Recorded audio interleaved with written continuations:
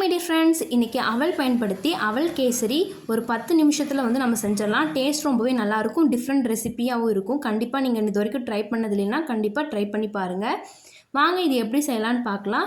அதுக்கு 3/4 கப் அளவு அவலை நான் வந்து ஒரு பாத்திரத்தில் ஆட் பண்ணி மீடியம் ஃப்ளேமில் வச்சு கலர் மாறாமல் வறுத்து எடுத்துக்கிட்டேன். அதை வந்து ஒரு மிக்ஸி ஜாரில் போட்டுட்டு நல்லா பவுடர் பண்ணி எடுத்துக்கோங்க. நீங்கள் எவ்வளோ வந்து எந்த அளவு வேணால் நீங்கள் எடுத்துக்கலாம். ஏதாவது ஒரு கப் வந்து யூஸ் பண்ணிக்கோங்க மெஷர்மெண்ட்டுக்கு. இப்போ அதை அரைச்ச பிறகு பேனில் 1 டேபிள் ஸ்பூன் அளவு நெய் ஆட் பண்ணிவிட்டு முந்திரி திராட்சையை வறுத்து தனியாக எடுத்து வச்சுக்கோங்க. இப்போ அதே பேன்லேயே பார்த்தீங்கன்னா நம்ம அரைச்சி எடுத்து வச்சுருக்க அவளையும் ஆட் பண்ணி நல்லா வறுத்துக்கலாம். 1 நிமிஷம் லைட்டாக வறுத்துக்கோங்க. வறுத்துட்டு அதிலே 2 கப் அளவு தண்ணி ஆட் பண்ணிக்கோங்க. நீங்கள் எவ்வளோ அளவு அவள் எடுக்கிறீங்களோ அதில் 1 கப் அளவு எக்ஸ்ட்ரா எடுத்துக்கோங்க. தண்ணி ஆட் பண்ணி நல்லா கட்டி இல்லாமல் கரைச்ச பிறகு அதே கப்பில் பார்த்தீங்கன்னா 3/4 கப் அளவு நாட்டு சக்கரை அளந்து எடுத்து வச்சுருக்கேன். அதை ஆட் பண்ணி நல்லா மிக்ஸ் பண்ணிக்கலாம். இடையில 1 டேபிள் ஸ்பூன் நெய் ஆட் பண்ணிக்கோங்க. இப்போ வாசத்துக்காக கொஞ்சமாக ஏலக்காய் தூள் முந்திரி திராட்சை போட்டு இறக்குங்கன்னா சூப்பரான அவல் கேசரி ரெடி.